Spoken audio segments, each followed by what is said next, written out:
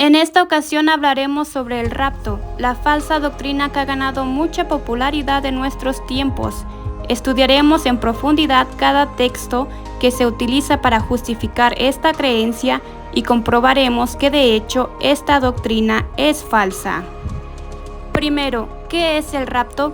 Esta creencia sostiene que Yeshua vendrá en un momento inesperado, no tocará la tierra, sino que solo vendrá para llevarse a los fieles creyentes, vivos y muertos, y así escaparán la gran tribulación que vendrá sobre la tierra. Uno de los textos principales usados para sostener esta creencia es 1 de Tesalonicenses 4, 16, 17. Porque el Señor mismo, con voz de mando, con voz de arcángel y con trompeta de Dios, descenderá del cielo, y los muertos en Cristo resucitarán primero. Luego nosotros los que vivimos, los que hayamos quedado, seremos arrebatados juntamente con ellos en las nubes para recibir al Señor en el aire, y así estaremos siempre con el Señor. Este es el único texto de toda la Biblia donde se encuentra la palabra arrebato. No se puede construir toda una doctrina o creencia basándose en una sola palabra. Este evento descrito por Pablo es un evento visible, glorioso. Habrá trompeta, voz de arcángel, habrá mucho ruido, lo cual contradice la idea de un rapto secreto. En el contexto, Pablo está hablando con los creyentes de Tesalónica, los cuales están preocupados sobre qué pasará con los creyentes que murieron antes del regreso de Jesús. Pablo les asegura que así como Jesús murió y resucitó, los muertos, los que duermen, resucitarán también. Nos habla también de la trompeta, el cual anuncia la resurrección de los muertos y la venida del Mesías. Luego, los que hayamos quedado hasta su venida, no antes, seremos arrebatados. En griego, el idioma original del Nuevo Testamento, está escrita la palabra harpazo, para referirse que será de manera violenta y rápidamente. Para recibir, lo estamos recibiendo, no yéndonos con él.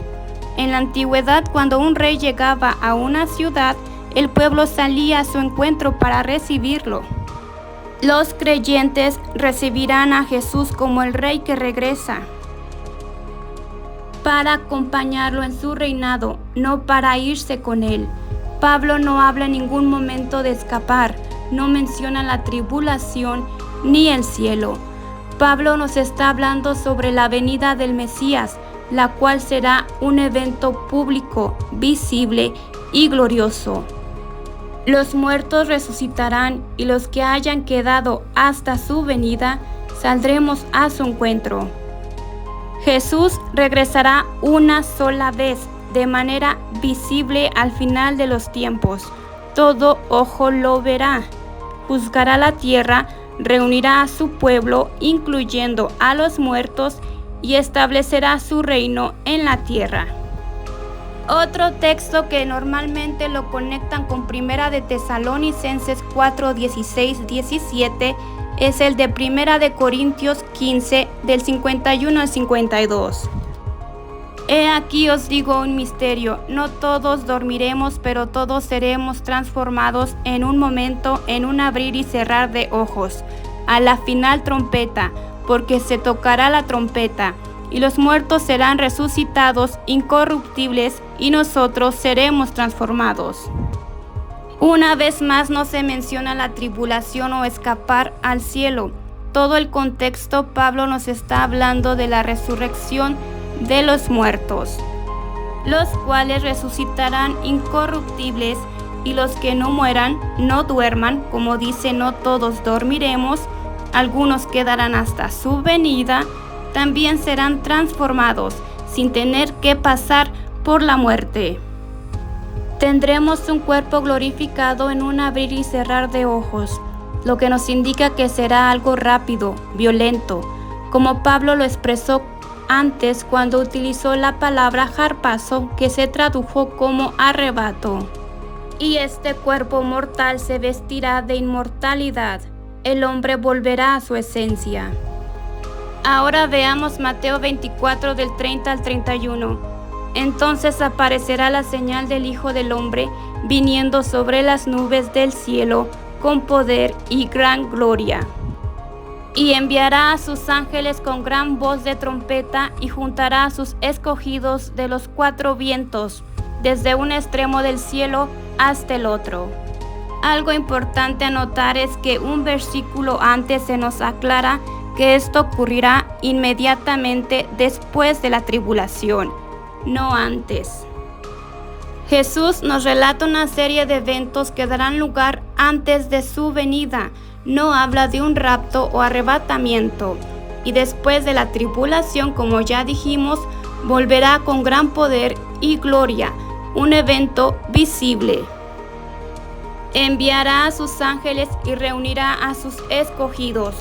Lo que muchos interpretan como el rapto es lo que se conoce como la reunión de los dispersos del pueblo de Dios, una promesa antigua. El pueblo de Dios, a causa de su desobediencia, son dispersados entre las naciones, de un extremo de la tierra hasta el otro. Pero Dios les promete que los hará volver. Una vez más se hace mención de la trompeta. Esta está conectada con lo escrito en Isaías 27:13. Se tocará gran trompeta y vendrán los que habían sido esparcidos en la tierra de Asiria. En Primera de Tesalonicenses 4:16 vimos que los muertos resucitarán, incluso reunirá a los muertos y los vivos los recibiremos en su llegada. Viene en las nubes. Las nubes a lo largo de la Biblia hace referencia a la presencia de Dios. Reunirá a sus escogidos. ¿Acaso sus escogidos son solo el pueblo de Israel? Los escogidos también incluye a los gentiles que han sido injertados en el olivo, en Israel, aquellos que antes vivían alejados de la ciudadanía de Israel y ajenos a las promesas, han sido acercados. Veamos ahora Mateo 24:40. Entonces estarán dos en el campo, el uno será tomado y el otro será dejado. En el contexto, Jesús está hablando sobre el diluvio. Compara su venida como en los días de Noé, cuando vino el diluvio y no entendieron y se los llevó a todos. En los días de Noé, los que fueron tomados, llevados, fueron los malvados, no los justos, no los fieles. Los que se quedaron sobrevivieron. Los justos heredarán la tierra y vivirán para siempre en ella. Y esto se confirma en Lucas 17:28. También compara su venida como lo que ocurrió en Sodoma en los días de Lot, el cual fue salvado, no escapó al cielo, pero sí fue protegido. En ambos casos comían y bebían, no estaban alertas, no estaban preparados. Y una vez más se nos dice en Lucas 17:34 que uno será tomado y el otro será dejado. Los justos, Noé y Lot, fueron preservados y los malvados fueron tomados o llevados por el diluvio o el fuego. Pero los discípulos le preguntan, ¿dónde? A lo que él respondió, donde estuviera el cuerpo, allí se juntarán también las águilas. Cuerpo, águilas, ¿qué significa esto? El cuerpo puede referirse a cadáveres. Águilas en griego puede traducirse como buitres también. Donde esté el cadáver, allí se reunirán las águilas o buitres, dando a entender que los que fueron tomados perecieron. Apocalipsis 3:10. Yo también te guardaré de la hora de la prueba que ha de venir sobre el mundo entero. La palabra para guardar en el griego, el idioma original del Nuevo Testamento, significa guardar o proteger. En medio de la prueba, Dios promete proteger a los fieles, no llevárselos, sino protegerlos. Y por último veamos Juan 14 del 2 al 3. En la casa de mi Padre muchas moradas hay. Si así no fuera, yo os lo hubiera dicho, Voy pues a preparar lugar para vosotros, y si me fuere y os prepararé lugar, vendré otra vez, y os tomaré a mí mismo, para que donde yo estoy, vosotros también estéis. Jesús está hablando con sus discípulos la noche antes de su crucificación. Está despidiéndose y les da palabras de consuelo y aliento. La casa de mi Padre hace referencia al templo, o incluso el cielo o el reino de Dios. Pareciera que Jesús está hablando de un lugar no físico. Muchas moradas. Muchos han malinterpretado esta palabra morada como mansiones, lo cual es incorrecto. Esta palabra aparece en varias ocasiones en el Antiguo Testamento, haciendo referencia a la presencia de Dios. Y harán para mí un santuario, Beshahanti Betoham, y habitaré, moraré en el interior de ellos.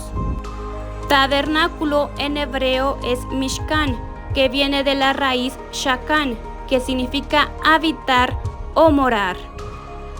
El tabernáculo es el lugar donde la presencia de Dios se manifestaba, al igual que en el templo, la casa de Dios.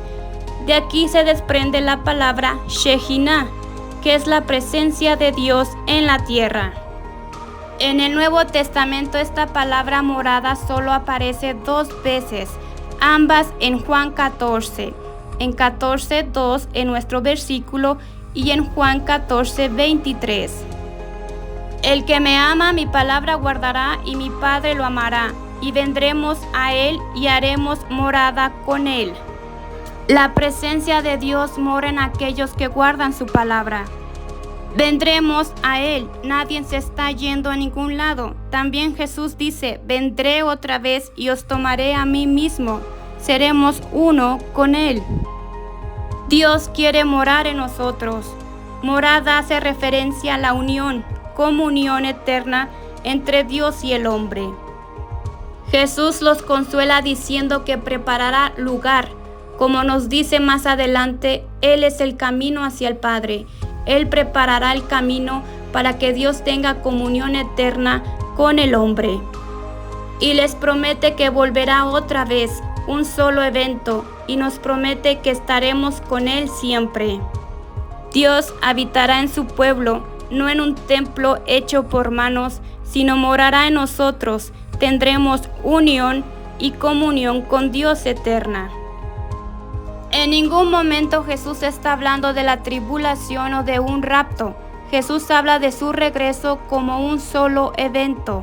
Esta creencia del rapto no es enseñada en la antigüedad por la iglesia primitiva, sino que fue desarrollada en el siglo XIX por John Nelson Darby. Es una creencia moderna, una doctrina bien aceptada ya que trae esperanza. ¿Quién no quiere escapar la tribulación? Pero es una esperanza falsa.